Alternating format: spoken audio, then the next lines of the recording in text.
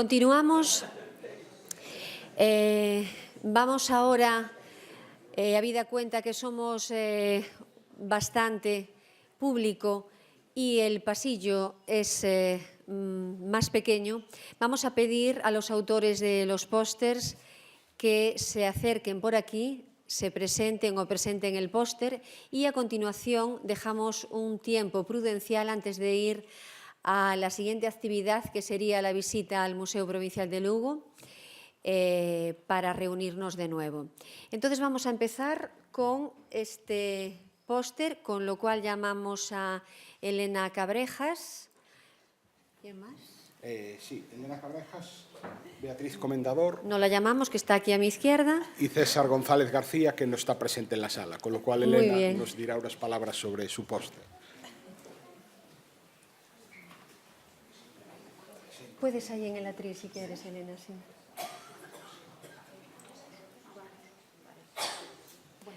Tres minutitos, ¿eh? 3 minutos. Sí, una cosita así. Hola, voy a intentar ser breve. Lo que pasa que en el póster lo que plasmamos es varias cosas que hay que relacionar entre sí y, bueno, voy a ver si soy capaz de sintetizar.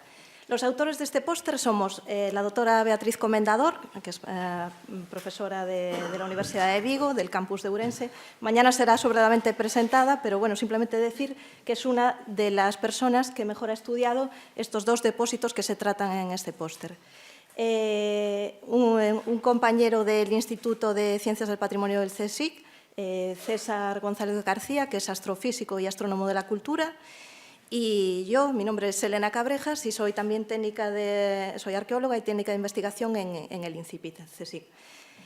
Lo que hemos hecho en este trabajo es centrarnos en un área de estudio que es un espacio en las Rías Baixas que comprende la desembocadura del río Ulla y la comarca de Caldas de Reis, que está en la depresión meridiana que une de norte a sur Galicia.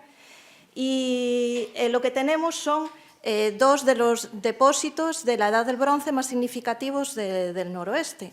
El casco de Leiro, que pueden ver a la izquierda, y el depósito das Silgadas o Tesouro de Caldas I a la derecha, que por cierto es una acumulación, un depósito que en origen acumulaba unos 27 kilos de oro, o sea que es realmente relevante.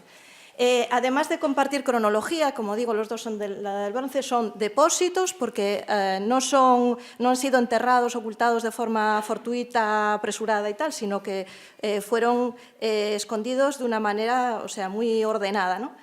Y lo que tratamos de ver es cuál era entonces la lógica a la hora de buscar el sitio donde se depositaban estos elementos.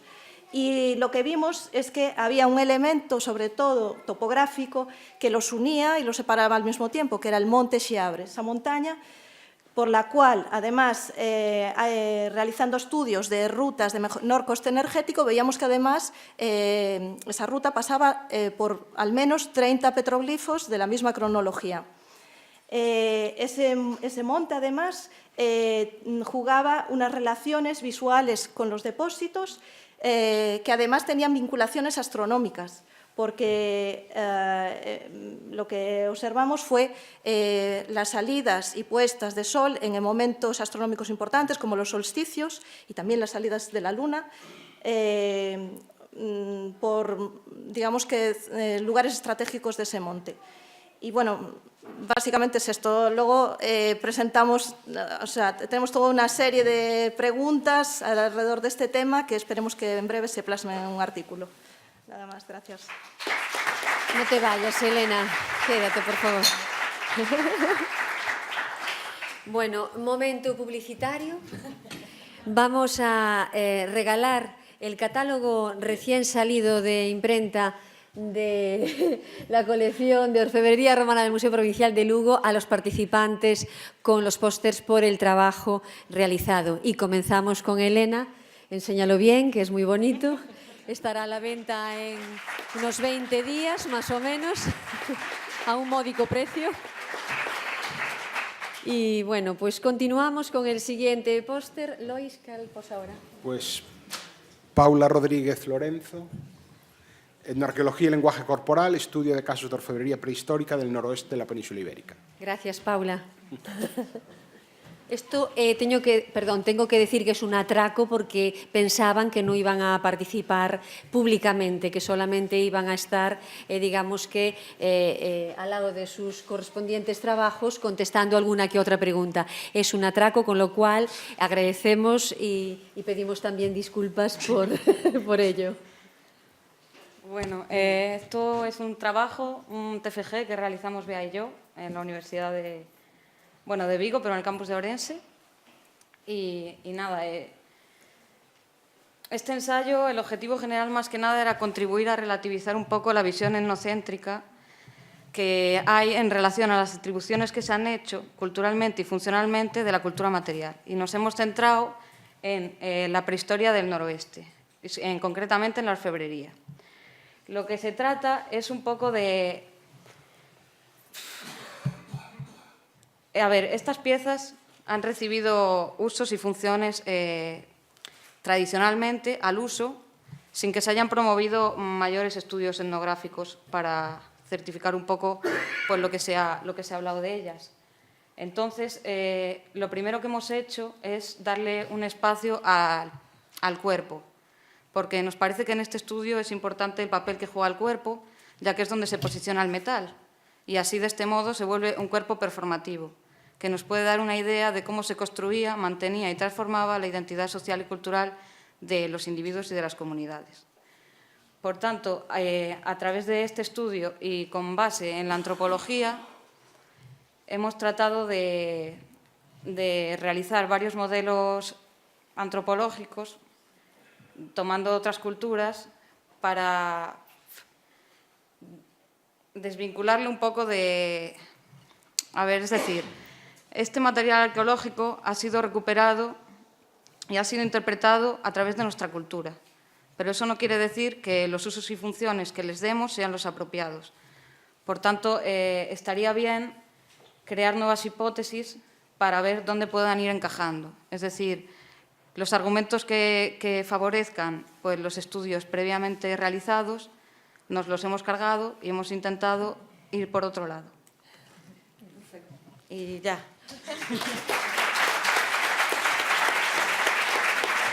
Gracias.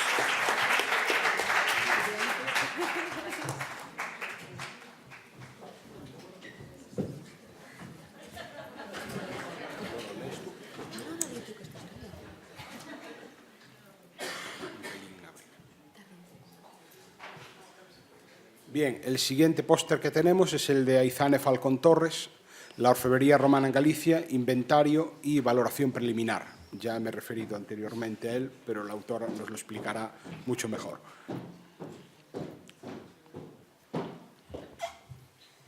Buenas tardes. Como ya ha dicho el profesor Armada, este póster se basa en lo que fue un trabajo académico previo, exactamente un TFM, que intentaba reunir todas las piezas de orfebrería romana que han aparecido en el territorio que actualmente ocupa Galicia. Todas las posibles dentro de un contexto que es un TFM, claro. Y, por supuesto, también se intenta establecer las características más importantes de este conjunto de piezas y establecer unas breves conclusiones de un estudio preliminar de todo ese conjunto, que es realmente lo que se muestra en el póster, que, como veis, tiene 3 ejes fundamentales. Y poco más.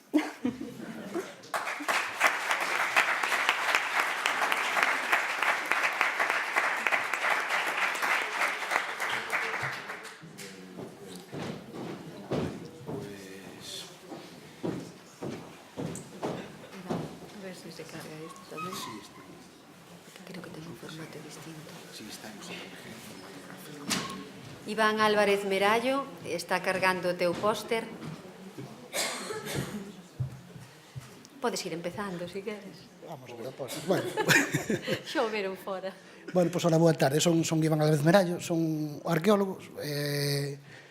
Formo parte do Comité Científico do proxecto do Xeoparque Mundial da UNESCO Montañas de Caurel, non? Sabedes o que é un xeoparque, non sei se sabedes, é un... Xa está cargado. O xeoparque, neste caso, o proxecto de Xeoparque Montañas de Caurel, colle comarca natural de Quiroga, que son os concellos de Caurel, Folgoso de Caurel, Quiroga e Ribas de Sil, unhas 577 km². Un territorio xeoparque é un territorio que aspira, gracias a su potencial fundamentalmente xeolóxico, pero ten que ter outros valores como naturais, culturais e neste caso tamén arqueolóxicos, fomentar mediante el turismo a creación de empresas e de actividades empresariais fomentadas sobre todo no uso del turismo xeolóxico, ¿no? Adornado con el resto de actividades. Ademais, preténdese que os veciños, que os habitantes da zona, estén perfectamente metidos en ese proxecto. Se non conseguimos que as empresas do xeoparque, particulares autónomos, e os propios particulares da zona crean no proxecto, o proxecto é inviable, non? Esa é a lógica que ten o proxecto xeoparque, esas son as lógicas que exixe a UNESCO, non? Dicer que xa pasamos todos os trámites, estamos pendientes xa tivemos os evaluadores, hai unha evaluación, xa pasamos todos os trámites, estamos pendientes que no mes de maio, abril-maio, que se reúna o pleno da UNESCO, digan se somos ou se non somos xa xeoparque, ou se non somos porque nos falta algo, dicir que nos falta para cadar esa categoría, digamos así. Cando viñeron dicir que aceptaron que temos un territorio impresionante, tampouco facía falta que nos lo dixeran porque somos conscientes, como broma, pero bueno, sempre hai cosas que hai que ir pulindo un poquinho máis, non? Sobre todo a nivel de xestión, de fondos, esas pequenas cosas que sempre pasan. Bom, como dixen, o importante é a xeoloxía, mas tamén o nexo que temos no xeoparque, cada xeoparque procura ter un nexo que é o diferencia dos demais, non? E nos consideramos que o territorio que temos é un territorio baseado sobre todo no Paleozoico, con un unha era histórica, xeolóxica, e a comunión dese Paleozoico co home, coa xente que vive nese territorio é tremenda, non? O tipo de rocas que temos son as que nos están permitindo ver como vamos adaptándonos a ese medio, non? Se temos calizas, o sea, fornos de cal, e se utiliza cal porque temos unhas vetas calcáreas que son moi raras en Galicia, como sabedes. Se temos as canteras de cuarcita, as canteras de loiza, aunque non sexa o que máis nos guste, pero están aí e forman parte do territorio tamén e dan traballo tamén. O tipo de vegetación que tenemos, o ter vastos distintos sustratos de solos, pois temos distintos tipos de vegetación, os paisaxes brutais, as diferencias de erosión por lousas con relación ás cuarcitas van provocando valles máis ou menos densos, a paisaxe que os recomendo que vayamos a ver todos, ou que vayades ver todos os que querades. E dentro de todo eso, o que é fundamental é a minería, como vos dixen, e neste caso a minería aurífera romana, que temos uns, eu creo que, non nos vamos comparar con as médulas, tampouco somos tempo haberá. Pero, bueno, é evidentemente unha explotación impresionante, pero tamén é certo que habendo moitas máis, é unha focalizada, e non o que pretendemos neste territorio, temos máis de 100, estamos falando de 577 km, temos máis de 100 explotacións, tanto primarias, secundarias, o túnel de Montefurado, que xa falamos antes delas, primarias en cuarcita, que é algo, peculiar. Temos, que pasa que ninguén o fala todavía, e non sei por qué, calizas que ten que ter explotación aurífera, porque os sistemas de explotación que se ven son así, pero non están en ningún lado. Eso había que falarlo en outro momento. E, bueno, o que queremos é utilizar, igual é un poquinho distinto do que están falando aquí todos os compañeros, o que quero é promocionar que temos o que é esta minería e estamos enfocándoas ao turismo, digámoslo así, a levar a xente elemento a elemento para ver, desde un punto máis amplio, que tipos de sistemas hai, como é distinto o sistema en primaria, como é distinto o sistema en secundarias, os sin ser secundarias exactamente, esas cousas intermedias. Eso que queremos presentar e, podemos meternos en galerías con cuidado, esa idea de poder avisarvos, dicirvos que aquí hai sitios que temos xente preparada para poder ver e vamos a aprender moitísimo de un xeito moi global. E nada máis.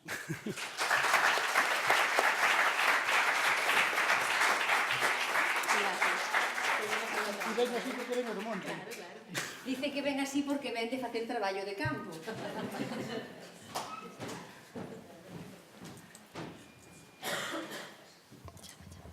Bien, modelado do ciclo mineiro galaico-romano do ouro coa curva Hubert de Óscar Pazo, non sei, Óscar Pazo, sí. Bueno, pois, eu son xeólogo, non arqueólogo, o que propoño aquí é usar a curva de Hubert, que, como sabedes, é a que modeliza, a que tentou modelizar a produción de petróleo, ao que pasou aquí ao gran ciclo mineiro do ouro do noroeste.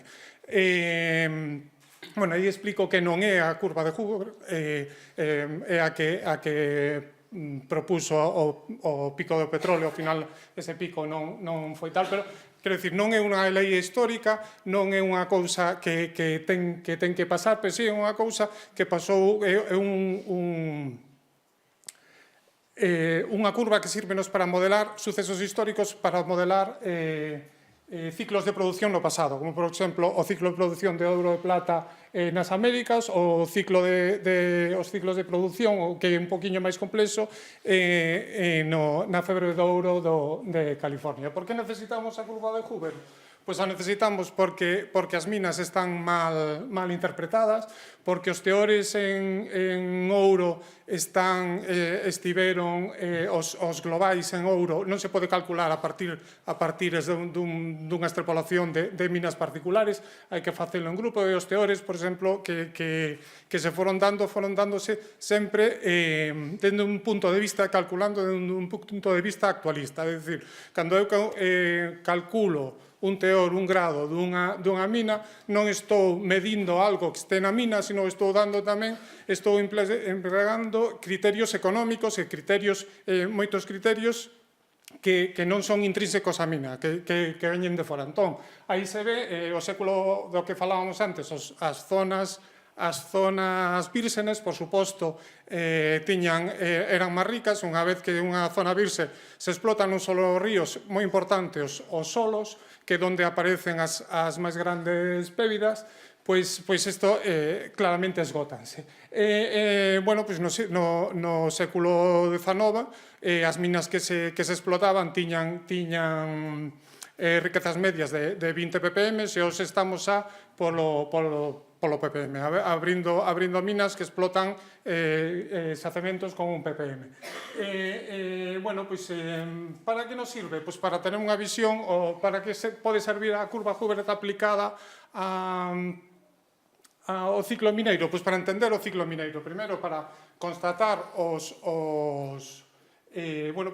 cifras que se dan, para comparalo. Eu penso que é moi importante comparalo co que ao final vai dar unha estimación do que pode ser ou do que puido ser a minería do noroeste en cantidades, que vai ser probablemente por esas paleocontaminacións en comparación coas paleocontaminacións que se poden medir. E logo, para entender que un ciclo mineiro, o sea, unha minería, como se dixo tamén, non é unha cousa que podas inventar un día para outro. Necesita xente que coñeza, necesita unha exploración. Ninguna minería foi dun día para outro. Todas as minerías foron empezando de pouco a máis. Chegan a un punto, sobre todo as grandes febres mineiras, chegan a un punto de máxima produción, e logo ven o devalo da produción.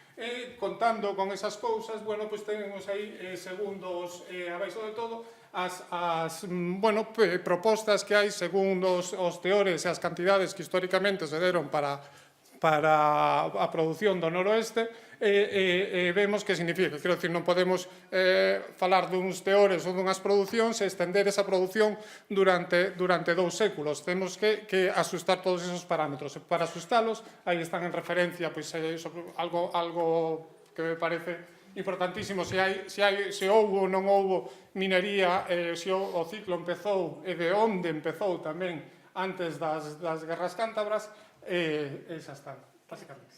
Moitas gracias.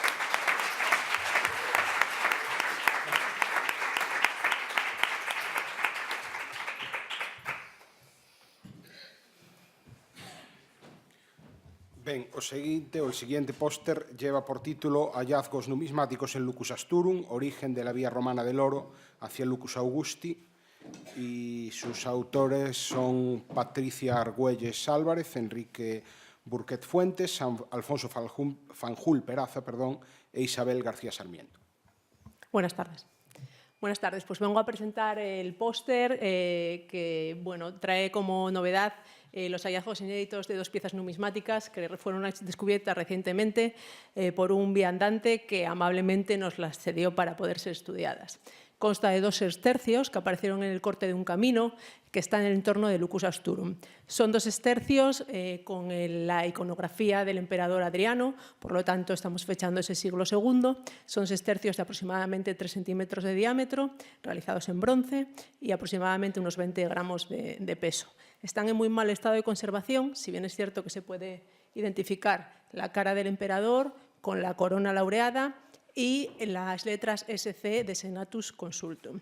¿Por qué son importantes? Porque estas monedas nos ayudan a poner una cronología afianzada del entorno de Lucus Asturum de ese siglo II. Lucus Asturum es el enclave administrativo del sector transmontano de Asturias. Como capital administrativa se realizan excavaciones en los años 80, excavaciones que quedan un tanto obsoletas a día de hoy, si bien es cierto que desde hace 2 meses se han vuelto a realizar excavaciones en la zona. Está todavía la investigación un poco en el aire, pero se han sacado a la luz diversos elementos estructurales. Tenemos materiales, aparte de estas monedas numismáticas, que aparecen, digamos, descontextualizadas de lo que es el yacimiento. Tenemos también terras sigilatas, tenemos cerámica común romana, tenemos opus igninum y tenemos también mosaicos. Con lo cual, todas estas evidencias puestas en el contexto del enclave, que sabemos que tiene una ocupación prerromana, castreña, con una muralla desde el siglo V a.C., nos ayudan al menos, puesto que no tenemos análisis de carbono 14, al menos a constatar el proceso de romanización, ¿no? Y la afianzación de ese siglo I, II en cuanto a este entorno. Este entorno, ¿por qué es importante? Es importante porque Lucus Asturum se enclava en el eje geográfico de lo que es hoy día Asturias y era el eje viario de todas las comunicaciones que tenemos en la región. Tenemos como la más conocida lo que sería la vía de la Carisa, que era esa vía que nos aparece en el Anónimo de Rávena, con diversas mansiones, entre las cuales figura Lucus Asturum, y que sería esa vía que comunicaba la meseta desde Lucus Augusti hasta Lucus Asturum. Lucus Asturum tiene diversos ejes, se comunican en la región y hacia el occidente está lo que se denomina, digamos comúnmente la vía del oro, que llegaba hasta Lucus Augusti, aquí en Galicia, y a través de esas mansiones jalonaba todo lo que es el occidente asturiano, que tenemos constancia de diversas explotaciones mineras, de oro y de otro tipo de minerales. Tenemos topónimos como Penafurada, como Villa Uriel, es decir, que tenemos constancia de esas explotaciones mineras. No son tan importantes, por supuesto, no podemos competir con las médulas, pero bien es cierto que tenemos muchos ejes viarios, muchos ramales secundarios que comunican desde el Lugo de Llanera en Asturias al Lugo en Galicia, todo este sector minero del occidente, en la zona de Puebla de Allande, Tineo, Cangas de Narcea, como son el ramal Abustantigo, el ramal Anabelgas, con lo cual el constatar estas monedas en el entorno de Lugo y Llanera y poder descifrar esa transición que tenemos diversos elementos arqueológicos en esa vía hasta Lugo nos permite un poco constatar la relevancia de Lugo y Llanera como eje de este sector transmontano dentro de ese Conventus Asturum y la importancia que va a tener al final Asturias dentro de las comunicaciones, no solo a la meseta, sino en este caso pues con esta vía hacia lo que sería Lugo. Y nada más, gracias.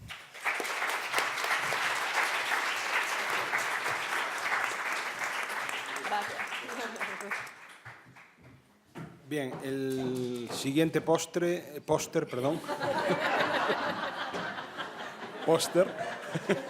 lleva por título Os prados de sega de montaña e a minería de ouro romana na cunca alta do río Lor, Lugo, Galicia, España, e o autor é José Manuel Blanco López. Gracias. Bueno, boas tardes a todos. Por deferencia, como decían onte, a xente que poda vir de fora, vou falar en castelán. Como me presentaba Xosé Lois, mi nombre es José Manuel, soy ingeniero de montes y no quisiera que esta comunicación, esta presentación se considerase como algo de intrusismo profesional. Todo lo que aporto, todo lo que planteo, todo lo que voy a presentaros, yo lo veo verosímil, pero la validez lo tendréis que dar arqueólogos, historiadores, que sois los que sabéis y los que admiro en este tema. Si podemos hacer zoom a medida que voy hablando, si os parece. Básicamente lo que planteo aquí en la comarca del Caurel, que habló antes Iván, la comarca del Caurel es la comarca montañosa de las montañas de Lugo, limítrofe con León. Es una comarca que tuvo amplia representación del Imperio Romano. Hay aquí en el Museo de Lugo dos piezas muy importantes, que una es la Tésara de Hospitalidad, un pacto amparado por Roma del año 28 después de Cristo, y un águila de un estandarte romano, que también son dos piezas aquí en el museo. Es decir, es una comarca cuya presencia por el Imperio Romano está acreditada. Y además, en el tema que nos ocupa de minería aurífera, en los años 70, 80, el doctor Sánchez Palencia, que nos acompaña, y su equipo de investigación, aportaron las primeras evidencias de la minería aurífera en esta comarca, con dos minas fundamentales, que son la mina de Atoca y la mina de Turubio, señaladas en el mapa con símbolos de minería. Bien, lo que yo presento en este póster son evidencias de posibles cortas no descritas hasta la fecha, señaladas en el mapa, y el análisis en 3 puntos de una teoría, que es que los prados de siega de montaña, un ecosistema seminatural propio de las montañas del noroeste ibérico, en las zonas de meandro de las cuencas importantes del río Lor y del río Sermo, se corresponden, ocupan el terreno de antiguas minas romanas. Es decir, las zonas ocupadas actualmente por prados de siega de montaña son antiguas explotaciones mineras auríferas de la época romana. Para ello, me baso en datos, bajamos por favor, en datos geomorfológicos, hidrológicos, toponímicos, topográficos, históricos y evidencias que desde el punto de vista científico-técnico no se justifican. Es decir, si analizamos modelos hidráulicos en 2 dimensiones, el trazado del río, vemos que en estas zonas el trazado no discurre por donde debería. Geomorfológicamente vemos que sin una evidencia de erosión, rotura, falla, fractura, las rocas no representan la erosión lógica que deberían corresponderles por una erosión natural. Hidráulicamente y litológicamente acompaño fotografías que evidencian todo lo descrito. Bajamos, por favor. Si se distingue, la imagen 4 se corresponde con un perfil de un prado de siega totalmente formado en su base por cantos rodados de estériles de cuarzo, no erosionados, canales con pendiente, trazado, construcción, calado, disposición, origen, historia, posiblemente de época o coinciden con los descritos para época romana, zonas que topográficamente no tienen explicación, es decir, zonas llanas encima de cortas verticales que podrían corresponderse con balsas de explotación primaria. Bajamos, por favor. Y zonas del río que analizadas, como decía antes, hidrológica e hidráulicamente, algo no casa con la evidencia lógica de evolución de ese río. Un dato simplemente en la toponimia, en una zona muy concreta donde yo propongo esta hipótesis, hay topónimos como Olago, Covas, Leborín, Chao da Balsa, Ponte Balouro, Val das Mouras, Arrougada. Bueno, ahí lo dejo para su juicio. Muchas gracias.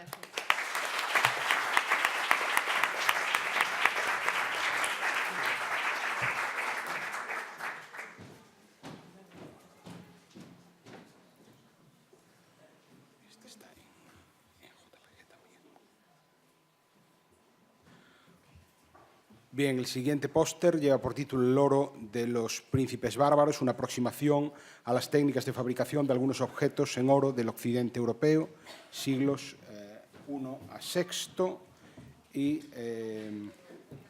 los autores creo que estaban en la parte de abajo, si no recuerdo mal, Jorge López Quiroga y Natalia Figueiras Pimentel.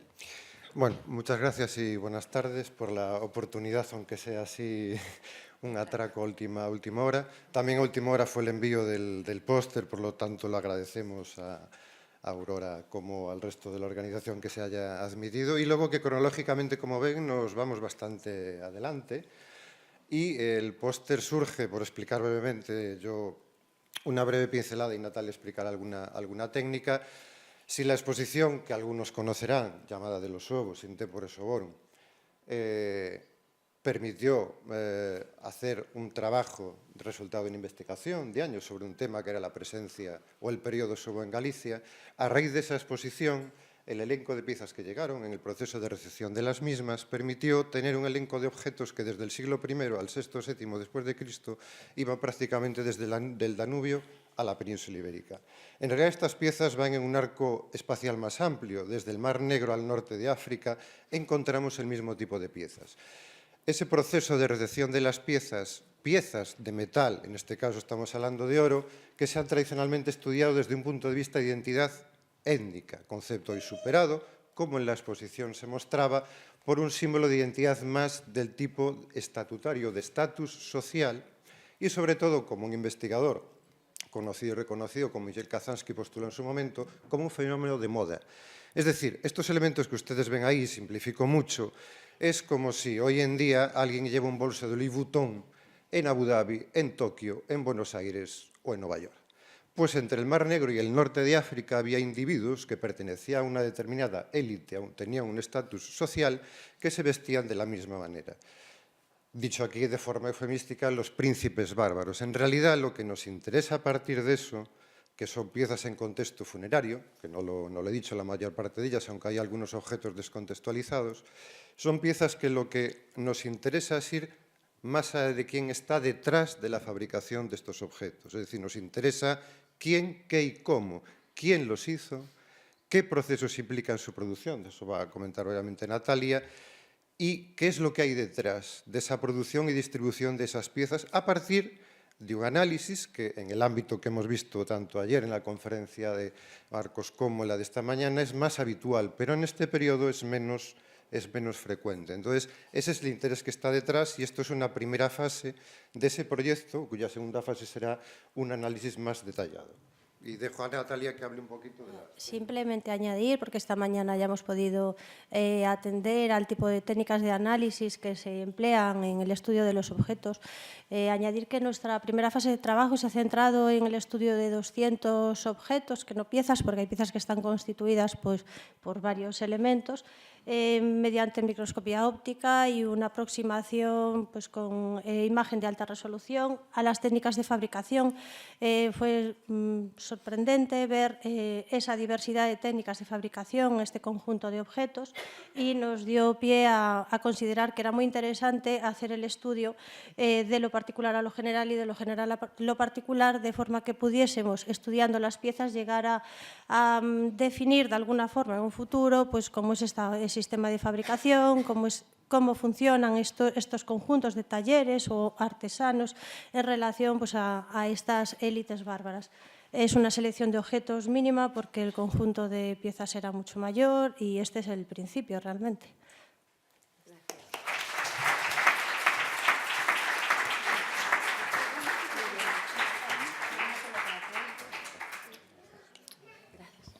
Bien, a continuación, unha aproximación experimental ás técnicas decorativas da Diadema Cinto del Viña, a Coruña, un póster cuyos autores son, nuevamente, Aizane Falcón Torres e Víctor Manuel García Piñeiro.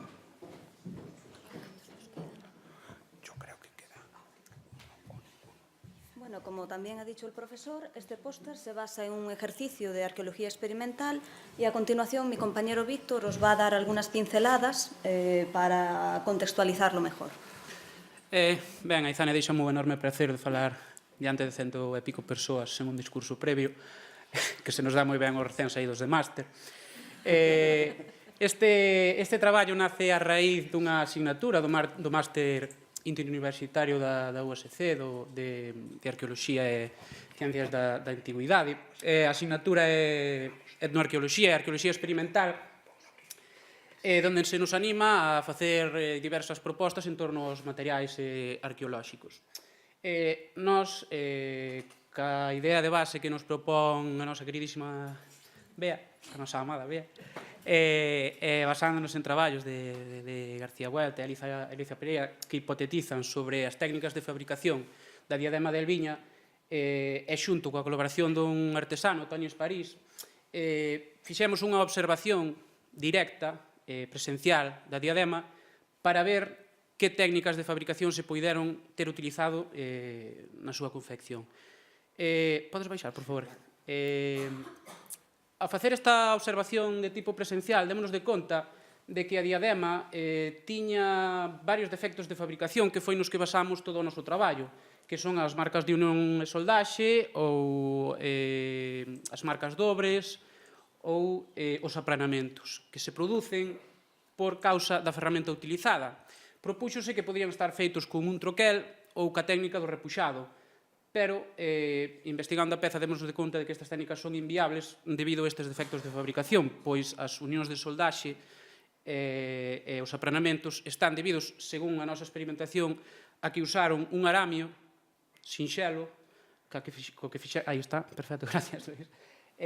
Co que fixeron un efecto espello sobre a propia diadema, conseguindo ese efecto, e utilizaron un só aramio para facer as catro decoracións. Traballando sobre a mesma peza, démonos de conta, isto xa é fora do propio póster, de que utilizaron a mesma técnica para outra das decoracións da diadema. Como conclusión, vemos que se aproxima bastante á técnica que puido ser utilizada de forma original, quitando que fose un estampado ou un repuxado. E nada máis, agradecerlle sobre todo a Bea, que é como un espectro que en canto ve un pouquiño de potencial te anima a participar destas cousas, e a Lois por axudarche no que sexa a animarnos a expoñer aquí e a vir ao Congreso, que nos fai sentir moi orgullosos. Moitas gracias.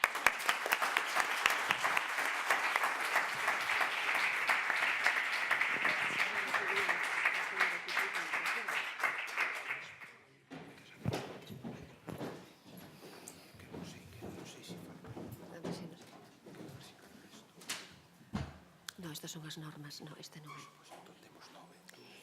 Fáltanos un 10º, que se está o autor, autora por aquí, non... Sí, xa é un que hai sobre Xanceda. E non o temos aquí, verdad? Bueno, vide igual, por favor. É que non sei por que non está aquí. Todos no pasillo non vamos caber, Sí, tes razón, por eso é un póster. Sí, tú crees? Bien, pois como tú, como a ti che pareza. Bien, pois entonces unha notiña de organización e procedemos logo. Seguro que non está, verdad? Volve a cerrar este, que este non é fijo. 3, 4, 5,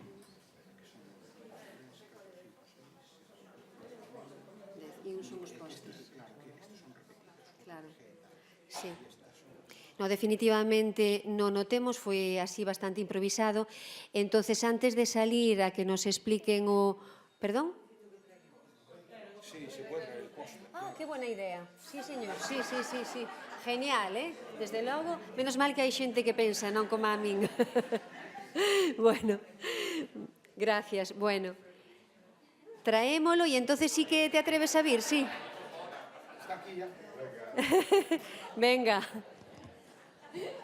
Daniel. Está todo previsto, Esta é a parte lúdico-festiva. Sí, sí, queres presentarte ti xa que estás aí? Co inalámbrico. Co inalámbrico, por favor. Como queiras. A ver, Torques de Xanceda. Estou traballando un inicio dunha tese sobre a figura do guerreiro no noroeste, non? E sabedes que os guerreiros, as estatuas de guerreiro, levan pois a maior parte de Leceño, Leceño 1, Leceño 2, aquí en Ourense. Bueno, Ourense non leva o Torques, pero sí outros ornamentos, pero sí, por exemplo, capeludos, etc. O Torques como elemento ornamental do guerreiro fundamental, e para min o de Xanceda, dos Torques galaicos que coñecemos, pois é o máis espectacular, que é un Torques que non hai apenas, non se traballou sobre el, hai un pequeno citación de Ladislao Castro, traballos xerais, algunha citación, e unha monografía de Lois Ladra, de 2004, un artigo, non é unha monografía. E son 4 torques que se encontraron en Mesía, que pertenece a Xanceda, nunha leira, un señor que iba co arado, no 70. E aí no póster podedes ver todo, bueno, tentei un pouco relacionar o simbolismo no rexistro plástico a nivel de outros materiais, cerámica, bronces, pedra, incluso os bronces votivos tamén, a cerámica, e está todo aí indicado, como podedes ver, se vos acercades, porque a letra desde aquí é complicado para ler. Bueno, pois nada, estivemos 2 xornadas no Museo da Coruña con Ana Martínez, que nos acolleu moi ben, estivemos traballando con outras pezas tamén, pero esta foi unha das máis importantes. Fai o ano pasado, foi 2017, e coa figura de Maneiro, que non está aí, que faleceu, entón eu quería facerlle tamén unha pequena homenaxe. Con esta presentación e recordando a él tamén que estuvo neste traballo no 2017. Entón, moitas gracias.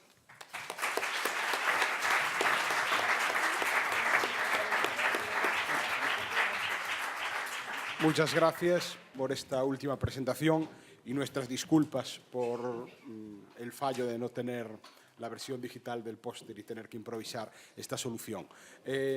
Me dice Aurelia que tenemos unos 5, como mucho 10 minutos, por si alguien tiene alguna pregunta relativa a los 10 pósters que se han presentado aquí. ¿Alguna pregunta breve, alguna duda que aclarar o algún comentario?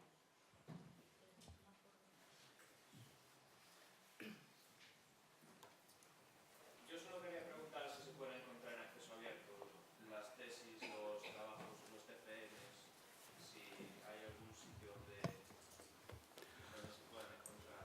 Bien, las tesis doctorales recientes, lo habitual es que se cuelguen en un repositorio universitario. Sin embargo, esto no es para nada habitual en el caso de los TFMs, ¿no? Que queda un poco más a voluntad de las autoras o autores. Hay personas que deciden colgarlo y hay otras que, como se trata de publicaciones, de trabajos, más de carácter inicial, pues prefieren esperar a madurarlos un poco, ¿no? Yo no sé, creo que algunos de los que se han presentado aquí, basados en TFMs o en trabajos, digamos, académicos, van a salir en forma de publicaciones, esperemos que relativamente pronto, ¿no? No sé si Beatriz... Bueno, por un lado creo que los pósters se van a subir, o sea que los pósters, por lo menos los del Congreso, sí van a estar disponibles. Y luego los trabajos académicos creo que también depende un poco de cada universidad. Por ejemplo, en la nuestra, cuando se suben digitalmente se pregunta si se cede el permiso o no para hacerlos públicos y hay gente que, como ha explicado Lois, pues prefiere darle una segunda vuelta, porque normalmente se hacen con el tiempo bastante justo y luego sacarlos en forma de publicación o de artículo, ¿no? Pero bueno, normalmente si se pide a los autores, es posible a veces hacer consultas en la biblioteca, porque siempre se hace entrega de un ejemplar a la biblioteca universitaria y entonces en ocasiones si se pide un permiso específico al autor, pues es posible consultarlo.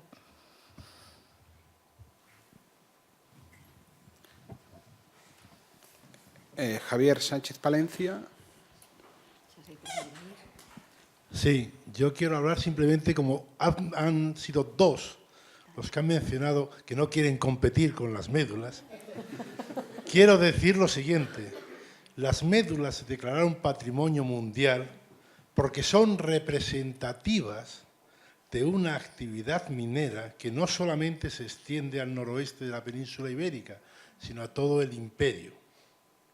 Y por lo tanto son tan representativas de sí mismas como de lo que se hizo en el Caurel, como lo que se hizo en los Milagros de Montemedo, como lo que se hizo en la cuenca baja del Miño, como lo que se hizo en Tres Minas.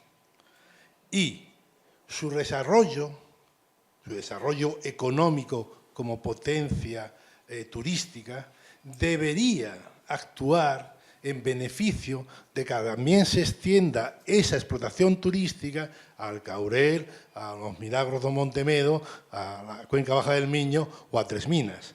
Cualquier cosa que no vaya en ese sentido es una equivocación.